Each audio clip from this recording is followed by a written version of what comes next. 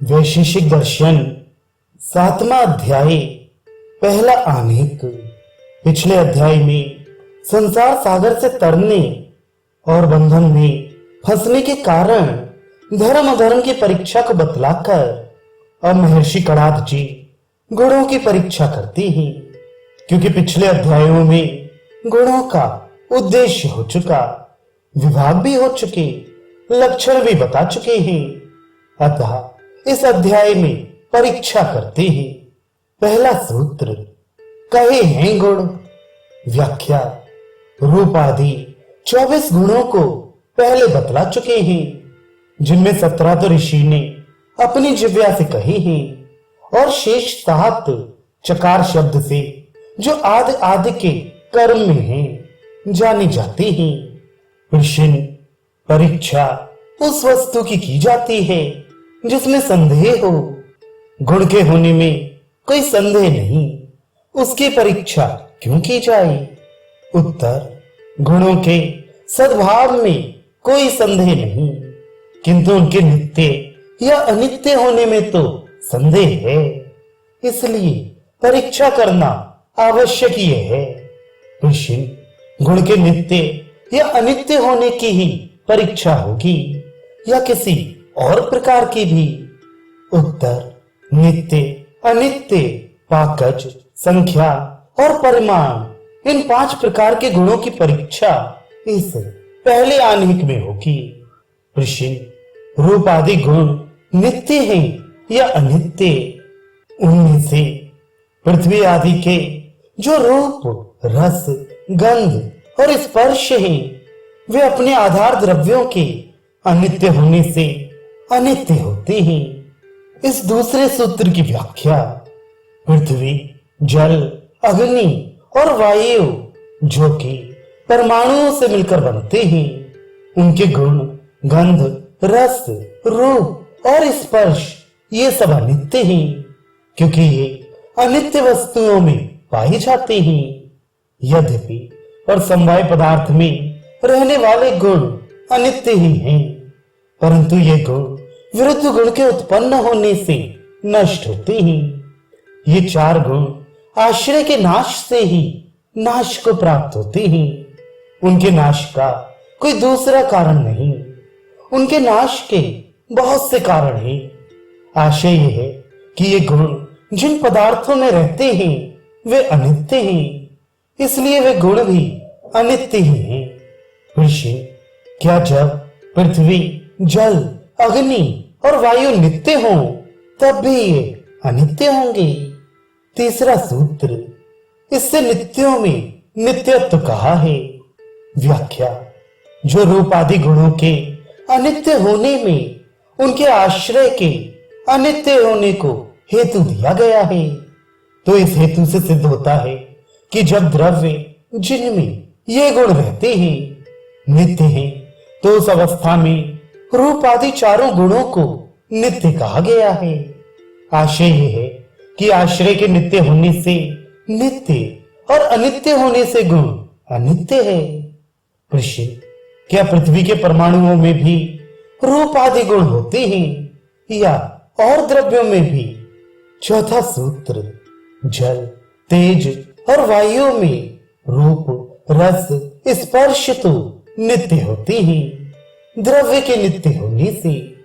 व्याख्या, जल के परमाणुओं में रूप, रस और स्पर्श ये गुण नित्य हो सकते हैं, और अग्नि के परमाणुओं में रूप और स्पर्श गुण नित्य हो सकते हैं, क्योंकि जब ये द्रव्य नित्य होंगे तो उनके गुण भी नित्य होंगे। प्रश्न, यदि नित्य द्रव्यों में रूप आदि गुणों को अनित्य माना जाए तो उसमें क्या हानि है? उत्तर, इसलिए कि द्रव्य गुण का समवाय संबंध होता है, अतः नित्य द्रव्य में स्वाभाविक गुण अनित्य नहीं हो सकता। ऋषि, जब नित्य आकाश का गुण शब्द अनित्य है, ऐसे ही नित्य आत्मा में बुद्धि अनित्य उत्पन्न होती है। इसी प्रकार उन गुणों को भी नित्य द्रव्यों में अनित्य मानने में कोई दोष नहीं। उत्तर, ऋषि ने जो सूत्र में बतलाया है वह स्पष्ट करता है कि शब्द और बुद्धि में दूसरे विकार उत्पन्न होते हैं जिससे वे अनित्य हो सकते हैं, किंतु रूप आदि में ये स्पष्ट नहीं होता। जैसे शब्द में हल्का और तीव्र होना पाया जाता है और बुद्धि अर्थात ज्ञान में अज्ञान के संस्कार आदि उत्पन्न होते हैं, परंतु रूप आदि में किसी प्रकार का विकार सिद्ध नहीं होता, अर्थात किसी दूसरे गुण का ज्ञान नहीं होता। ऋषि, यदि रूप आदि में दूसरे गुण की प्रतीति मान ली जाए तो क्या हानि है? उत्तर, यदि प्रतीति हो तो उसके कारण द्वैणुक आदि से आरंभ होकर जल सावयव पदार्थों में विरुद्ध रूप आदि की प्रतीति हो, परंतु अग्नि और जल में स्पर्श रूप और आदि का वैसा ही ज्ञान होता है, विरुद्ध ज्ञान नहीं होता। ऋषि, जल गर्म है, वायु ठंडी है, ये ज्ञान बतलाता है कि उनमें दूसरे गुण आ सकते हैं। उत्तर, इस प्रकार का ज्ञान तो निमित्त से किसी दूसरी वस्तु के उसमें प्रवेश करने से होता है। ऋषि, अनित्य पदार्थों के गुण नित्य होंगे। पांचवा सूत्र, अनित्यों में अनित्य होते हैं द्रव्य के अनित्य होने से। व्याख्या, जल आदि के अनित्य होने में उनके गुण भी अनित्य होंगे, क्योंकि आश्रय के नाश होने से वे गुण भी नष्ट हो जाएंगे। जबकि आश्रय अनित्य है तो उसका नष्ट होना भी अवश्य है, और जब आश्रय का नाश हो गया तो उनमें रहने वाले गुण कहाँ रहेंगे? अवश्य ही नष्ट हो जाएंगे। ऋषि, कार्य रूप पृथ्वी में भी रूप आदि गुणों के मिलने से उत्पन्न होते हैं और नष्ट भी होते हैं, तो वे किस प्रकार आश्रय के नष्ट होने से नष्ट होने के योग्य होंगे? छठा सूत्र, कारण गुण पूर्वक होते हैं। रूप, रस, गंध, स्पर्श और पृथ्वी में पाकज भी होते हैं। व्याख्या, पृथ्वी में जो रूप, रस और गंध हैं वे कारण के गुण के अनुसार हैं, अर्थात जिस प्रकार के अवयवों से कोई पार्थिव वस्तु बनती है, जैसे उन परमाणुओं में रूप, रस, गंध होंगे, वैसे ही उस कार्य में प्रकट होंगे। जिस रंग के सूत का कपड़ा बुना जाएगा उसी रंग का कपड़ा होगा। ऐसे ही जिस प्रकार के फूलों से हार बनाया जाएगा वैसा ही गंध उन फूलों में होगा। यदि रेशम के तारों से कपड़ा बनाया जाएगा तो उसका स्पर्श रेशम के समान होगा। यदि सन के तारों से बनाया जाएगा तो उसका स्पर्श वैसा ही होगा। ऋषि, क्या जिसको आंख से जाने वही रूपत्व है, ऐसे ही रसना से ग्रहण किया जाए वही रसत्व है। इसी प्रकार स्पर्श और गंध आदि भी क्या त्वचा और नाक से ही जानी जाती हैं? उत्तर, यदि ऐसा माना जाए तो केवल ज्ञान इंद्रिय के नष्ट हो जाने से ही ये रूप है। इस ज्ञान की उत्पत्ति का ना होना ही सिद्ध होगा। इसलिए चक्षु मात्र वह अनुभव से ग्रहण के योग्य होता है।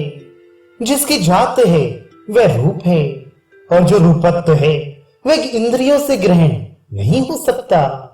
ऋषि, क्या कोई रूप ही नहीं जो इंद्रियों से ग्रहण ना हो? उत्तर, क्योंकि केवल आंख ही से जो वह अनुभव है उससे ज्ञात होने के योग्य जातित्व हो वह रूपत्व है। इस प्रकार की जातित्व नीलत्व आदि है। ऋषि, नीला पीला आदि एक एक ही नित्य है, उनमें नीलत्व आदि जातित्व है ही नहीं, क्योंकि वे व्यक्ति में रहने वाले गुण हैं। उत्तर, ये थोड़ा नीला है, ये अधिक नीला है, इस प्रकार के भेद की उत्पत्ति नहीं होगी। यदि नील को नित्य माना जाए। ऋषि, जो नील आदि में ये कम नीला है, ये अधिक नीला है, ऐसा विचार किया जाता है, वे श्वेतपन के भेद से उत्पन्न होते हैं। उत्तर, ये नहीं, क्योंकि नील की न्यूनाधिकता में श्वेतपन के भेद का कोई प्रमाण नहीं, क्योंकि ये ज्ञात होता है कि काला रंग नष्ट हो गया और श्वेत रंग उत्पन्न हो गया। इसमें नील जो एक है वह अनित्य है। यदि कहो कि वह समवाय की उत्पत्ति और नाश से होता है तो वह ठीक नहीं, क्योंकि नित्य वस्तु का समवाय होता ही नहीं, क्योंकि समवाय पीछे से उत्पन्न होता है। यदि ऐसा ही माना जाए तो घट आदि अनित्य वस्तु भी अविनाशी माननी पड़ेंगी, जो प्रत्यक्ष के विरुद्ध है। ऋषि, नीला पीलापन आदि जो गुण हैं, ये द्रव्य से भिन्न नहीं है, क्योंकि धर्म और धर्मी एक ही होते हैं। न कभी धर्म से धर्मी पृथक होता है, न धर्मी से धर्म पृथक होता है। उत्तर, ये बात ठीक नहीं, क्योंकि रूप घड़ा है, स्पर्श घड़ा है, ऐसा प्रयोग नहीं होता जिसे जाना जाता है धर्म से धर्मी पृथक है।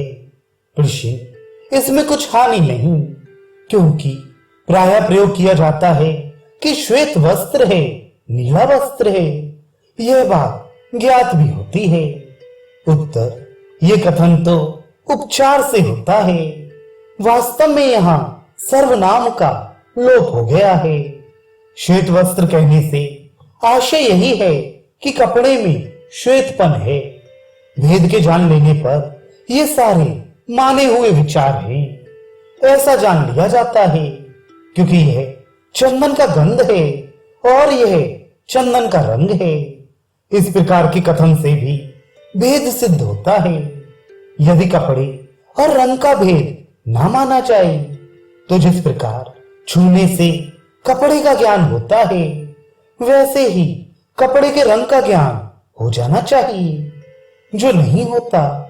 दूसरे, ऐसा कहने पर कि वस्त्र लाओ तो किसी रूप को ले आए, रंग लाओ ऐसा कहने पर किसी द्रव्य को ले आए। ऐसा ही मान लो कि भेद भी है और भेद नहीं भी, क्योंकि सारा भेद होने में कोई पूरी युक्ति नहीं। उत्तर, यह ठीक नहीं, क्योंकि पृथक करने वाले भेद के बिना दो विरुद्ध गुणों अर्थात भेद और अभेद का एक स्थान पर रहना असंभव है। जिस प्रकार प्रकाश और अंधकार एक स्थान में नहीं रह सकते, क्योंकि दोनों में अन्योन्य भाव के होने से एक दूसरे में रहना अत्यंत अभाव के समान सिद्ध है, जिसको प्रत्येक बुद्धिमान समझ सकता है कि भेद अभेद नहीं रह सकता, और न इस प्रकार का प्रमाण किसी वस्तु से मिल सकता है। और यह रूप पृथ्वी में बहुत प्रकार का है, पानी और अग्नि में केवल श्वेत ही रहता है। ऋषि, जितने रंग माने गए हैं, प्रायः कपड़े में रंग बरंग का रूप दिखते हैं, वह इनसे पृथक है। उत्तर, वह रूप से पृथक नहीं है, क्योंकि चक्षु इंद्रिय से ग्रहण किया जाता है। यदि रूप ना होता तो आंख से ना देखा जाता, और उसके कारण भी भिन्न भिन्न प्रकार के रूप सम्मिलित हैं। उससे वह रंग बरंग का दृष्टिगत होता है, क्योंकि जो गुण अवयवों में होंगे वही अवयवी में पाई जाएंगी। जहां भिन्न भिन्न वस्तुओं के परमाणुओं में भिन्न भिन्न प्रकार का रूप है, वही रूप क्रम से द्वैणुक आदि में होता हुआ वस्त्र में विद्यमान है। आशय ये है कि गुण जब कारण में होते हैं तब ही कार्य में आते हैं, और जो कर्म से संयोग से उत्पन्न होते हैं वे पाकज कहलाते हैं। यद्यपि स्वाभाविक गुणों का प्रत्यक्ष कभी संयुक्त होने की अवस्था में होता है, परंतु वे अपने उपादान कारण में भी होते हैं। कार्य में केवल प्रत्यक्ष होता है। पाकज गुण संयोग से उत्पन्न होते हैं। वे संयोग से पूर्व एक पदार्थ में विद्यमान नहीं होते। जैसे संयोग किसी परमाणु में नहीं। जब दो परमाणुओं को किसी विशेष प्रकार की क्रिया मिलती है तब उससे संयोग उत्पन्न होता है। इसी प्रकार और गुणों के विषय में भी जान लेना चाहिए। कृषि पृथ्वी आदि में जो रूप आदि गुण हैं, उनका कारण क्या है? क्या वे द्रव्यों का गुण है? सातवां सूत्र, एक आश्रय वाला होने से। व्याख्या, जितने स्वाभाविक गुणों को छोड़कर नैमित्तिक गुण भी हैं, उनके अतिरिक्त जो संयोग से उत्पन्न होते हैं, ये सब किसी न किसी द्रव्य में रहने वाले हैं। जैसे पृथ्वी में गंध स्वाभाविक गुण है, रूप, रस, स्पर्श, अग्नि, जल और वायु के गुण हैं। और सूक्ष्म वस्तु स्थूल के भीतर रहती हुई भी दूसरे आकाश को नहीं घेरती। इसलिए प्रत्येक सूक्ष्म द्रव्य के गुण प्रत्येक स्थूल द्रव्य में रह सकते हैं। इसलिए स्थूल वस्तु में यद्यपि अपने और सूक्ष्म वस्तु के गुण सर्वदा पाए जाते हैं, परंतु तो भी वे पाकज कहलाएंगे। वास्तव में एक द्रव्य में एक ही गुण रहता है। अब परिणाम की परीक्षा करते हैं। यद्यपि गुणों की व्याख्या में संख्या का प्रमाण से पूर्व ही परिगणन है, परंतु यह विचार करके कि संख्या में बहुत आक्षेप है, प्रमाण प्रत्येक स्थल पर सिद्ध है, इसलिए प्रमाण की ही पहले परीक्षा करते हैं।